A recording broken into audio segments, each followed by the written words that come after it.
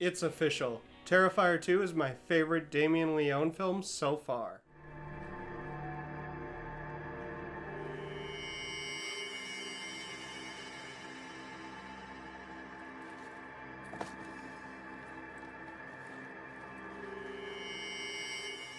Welcome back to 31 Mad Days of Terror. As always, I'm your host, the titular Mad Silence. And as I already established in the cold open, I love this film. It's a blast, but also a pretty good answer from Leone to his critics. Whether it be about how his films have no real plot, or accusations of misogyny present within his work. Leone took up reading books on screenwriting while working on this script, and there's a clear improvement in the final product here compared to the rest of what I've come to dub the art trilogy. Whether that be in the way this film's final girl Sienna and her brother Jonathan feel like fleshed out and realized characters, or how the plot feels much more coherent. Hell, on this watch through, aka my second sober and well, somewhat awake viewing to be exact, I realized how surprisingly well paced this over 2 hour long movie is. To the point it's somehow better paced than Terrifier and All Hallows Eve, both of which are quite a bit shorter. Consider me impressed. Art's blatant connection to the devil finally returns here as well. Kind of. There's so much religious imagery, including allusions to the sadistic clown being an evil comparable to that of the Antichrist himself. I somehow missed all of this despite the fact Sienna dresses as a warrior with angel-like wings and has a sword which not only survives fire, but is also used to behead a malevolent supernatural force surrounded by imagery of the devil who opens a portal to what may very well be a hell dimension. This movie is not subtle, and yet I missed all of this for 2 straight viewings. Though to be fair, for the second one, I was very drunk, tired, and using it as a way to comfortably fall asleep. I will not see a therapist. Hey, I got a message. I'm also super impressed that this is a slasher that fully embraces fantastical elements to the point of basically being a modern day dark fantasy mixed with a slasher, yet balances it so well the horror never feels watered down, which is all too easy to do. Look, I know people love Dream Warriors, but it isn't exactly known for being scary.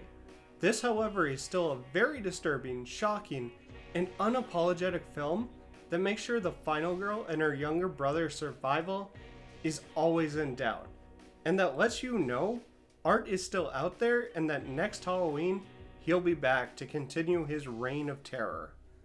Sienna is also the best counter-argument against Leone being a misogynist. There were definitely times in All Hallows Eve and Terrifier, hell, even here, where the cruelty towards women, especially at the hands of Art, could feel maybe a little too mean-spirited. There was also absolutely a moment in All Hallows Eve where I even found myself questioning if maybe there was genuine hatred towards women. So to have Sienna be so likable, relatable, and such a strong character with flaws and very real problems is an important step towards battling these accusations. And I think it helps this quote. It makes me laugh because it couldn't be any further away from what I am. Raised by all women and everything. It's so funny to me. I think I'm just so comfortably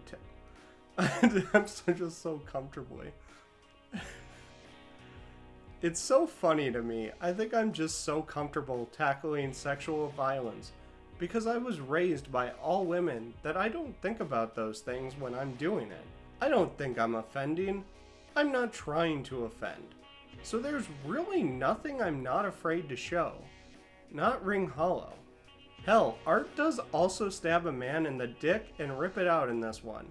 And it's always nice to see men, even the clown who tortures and maims, because he finds it funny, working towards being better. So of course I recommend this splatter epic if you're a gorehound, fan of the subject of last night's review, this movie's predecessor, slashers, exploitation, or independent and low-budget horror.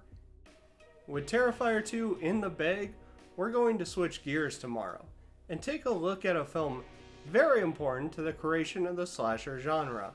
No, not Psycho. This one was released just a few months before. So join me tomorrow night as I give my honest opinion on a beloved cult classic. If you enjoyed this review, I'd appreciate it if you left a like, comment, or maybe even subscribed. And I also encourage leaving a comment if you want to tell me why you agree or disagree with my opinion on this film. Until next time, this is Mad Silence, signing out. Why did... Oh, Peeping Tom just got massacred in there. What the fuck? Take care. You are being watched. We repeat, take care, for you are now alone with a killer. Why not visit after school and have yourselves a bite? An appetizing appetizer certain to delight. We haven't done it right unless it makes your teeth